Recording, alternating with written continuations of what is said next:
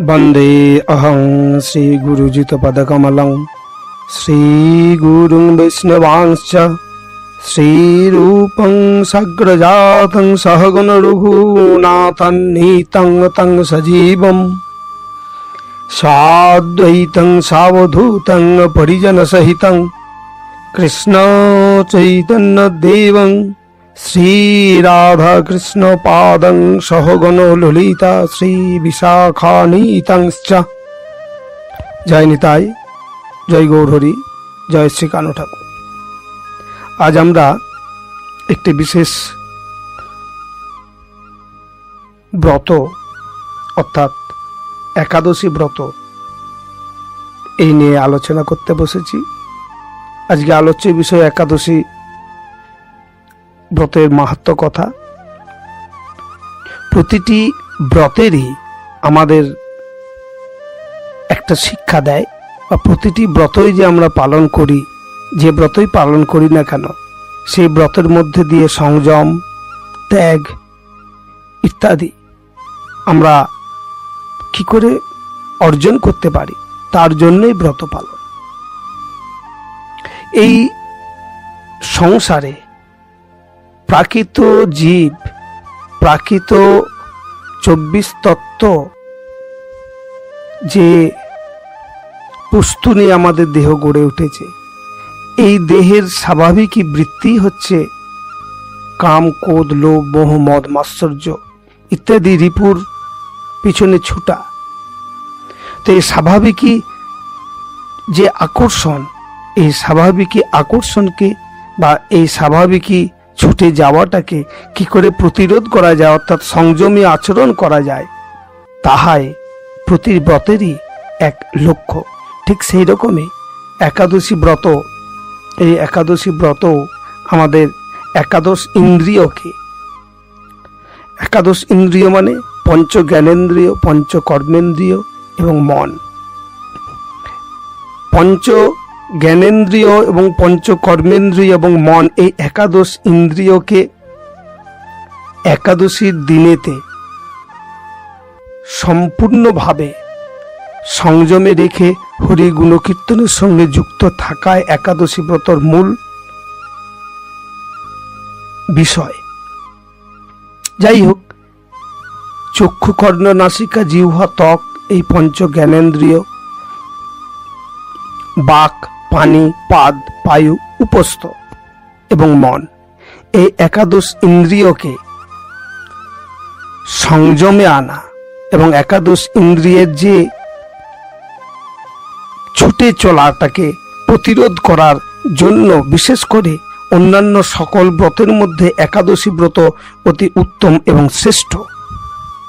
এবং তাহা আমার গৌরসুন্দর এই কলিযুগেতে তিনি নিজেকে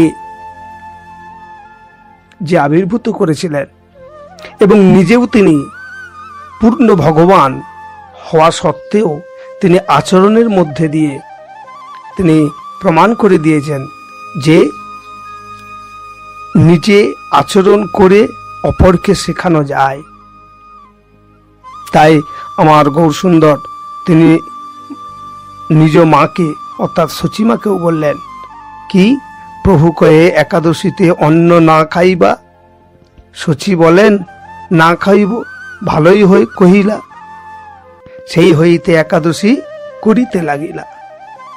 সুতরাং আমরা এই একাদশী ব্রত পালনের মধ্যে দিয়ে আমাদের জীবনের মূল লক্ষ্য, এই সংসারে এসে ভগবানকে ভুলে না থাকার যে একটা দিন, অর্থাৎ বিশেষ করে একাদশীর দিনটিতে আমরা প্রত্যেকেই নিজ নিজ ভাবনায় ভগবানের নাম গুণকীর্তনের সঙ্গে যুক্ত থাকব। তাই আমরা সকলে মিলে একটু হরে কৃষ্ণ নাম স্মরণ করি। হরে কৃষ্ণ কৃষ্ণ কৃষ্ণ হরে হরে, হরে রাম রাম রাম হরে হরে, হরে কৃষ্ণ কৃষ্ণ কৃষ্ণ হরে হরে, হরে রাম রাম রাম হরে হরে। জয় নিতাই, জয় গৌর হরি। এই চৈত্র মাসের শুক্লপক্ষের একাদশীকে নাম কি, একাদশীর নাম কি এবং এই একাদশীর ব্রতের ফলই বা কি এবং ইহার মাহাত্ম্যই কি, এই সম্বন্ধে যুধিষ্ঠির এর জিজ্ঞাসার উত্তরে ভগবান শ্রীকৃষ্ণ যাহা যাহা বলিয়াছেন তাহাই এখানে ব্যক্ত করা হইতেছে। এই একাদশীর মাহাত্ম্য কথা এবং এই একাদশীর নাম সম্বন্ধে জানতে গেলে আমার শ্রীকৃষ্ণ স্বয়ং ভগবান তিনি যাহা বলিয়াছেন তা হলো, এই একাদশীর নাম হচ্ছে কামদা একাদশী। আগে এই একাদশী ব্রতের বা এই একাদশী দেবী শরণাগত ভক্তের হৃদয়ে তিনি সর্ব সৎকামনা দ্বারা মুক্তি লাভের পথ দেখান বলে এই দেবী শ্রী কামদা একাদশী নামে সুখ্যাত। ভগবান শ্রীকৃষ্ণ আরো বলিলেন যে তুমি যথার্থ জিজ্ঞাসা করিয়াছ, কারণ তোমার দ্বারা এই জিজ্ঞাসার মধ্য দিয়ে সমাজ সংসার এক সৎ বা নিষ্ঠার দিকে এগিয়ে যাবে। কারণ তোমার জিজ্ঞাসা সর্বসময়ে সকল জীবেরই জিজ্ঞাসার এক বার্তা বহন করে। এই একাদশী ব্রত সম্পর্কে পুরাণের মতে সূর্যবংশীয় রাজা ছিলেন দিলীপ। তিনি একবার তার গুরু বশিষ্ঠকে এই জিজ্ঞাসা করিয়াছিলেন। তার উত্তরে মহর্ষি বশিষ্ঠ এই ব্রতকথা কীর্তন করিয়াছিলেন, আমি তোমাকে তাহা বলিতেছি। নাগপুর মতান্তরে রত্নপুরের রাজা ছিলেন পুণ্ডরীক। এই নগরে বাস করিতেন বিষধর নাগেরা। এই রাজা গন্ধর্ব, কিন্নর ও অপ্সরাদের দ্বারা সেবিত হতেন।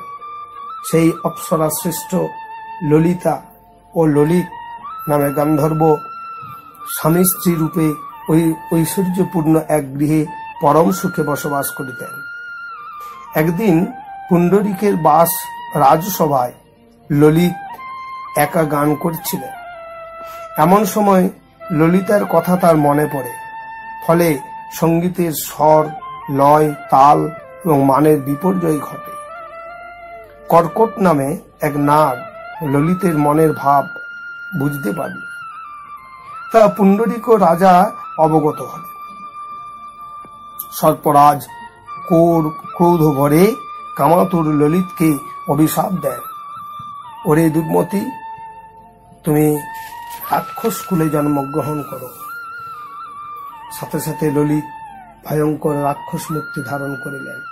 তার হাত 10 যোজন বিস্তৃত, মুখ গুহাতুল্য, চোখ প্রজ্বলিত অগ্নির গোলার ন্যায়, প্রকাণ্ড এক শরীর তিনি লাভ করিলেন। ললিতের এইরকম ভয়ঙ্কর রাক্ষস শরীর দেখে ললিতা মহা দুঃখে ব্যাকুল হইলেন। কিন্তু এই ভয়ঙ্কর রাক্ষস স্বামীকে ত্যাগ না করিয়া সর্বত্র বিচরণ করিতে লাগিলেন। বিচরণ করিতে করিতে বিন্ধ্য পর্বতে উপস্থিত হইলে পর এই স্থানে ছিলেন ঋষ্যসিংহ মুনির আশ্রম। দৈবক্রমে এই ললিতা তার স্বামীকে লইয়া এই ঋষ্যসিংহ মুনির আশ্রমে উপস্থিত হইলেন। প্রণাম করে দাঁড়িয়ে রইলেন এবং ইহা দেখে মুনি জিজ্ঞাসা করিলেন, কে তুমি? সুন্দরী, কার কন্যা? কি কারণে এই গভীর বনে এসেছ? ইহার উত্তরে শ্রী ললিতা আদ্যপ্রান্ত যাহা কিছু ঘটিয়াছিল তাহাই সব বলিলেন এবং এর থেকে কি করে মুক্তি লাভ করিব তার উপায়ও আপনি কৃপা করে আমাকে বলুন। মুনি বলিলেন যে তুমি যাহা বলিলে তাহার একমাত্র একটি ব্রত আছে, যার মধ্য দিয়ে এই থেকে এর মুক্তির উপায় পাওয়া যেতে পারে। চৈত্র মাসের শুক্লপক্ষে যে একাদশী তিথি আসছে, এই একাদশী তিথির নাম হচ্ছে কামদা একাদশী। এই একাদশী ব্রত পালন করো, তার মনে সদ্কামনা সৃষ্টি হবে এবং সকল প্রকার পাপ থেকে মোচন বা মুক্তি হবে। তাই ললিতা এই ব্রত পালন করিলেন, শ্রীদেবীর কাছে নিবেদন করিলেন। দেবী সন্তুষ্ট হয়ে এই ললিতাকে তার ফল প্রার্থনা করিলেন।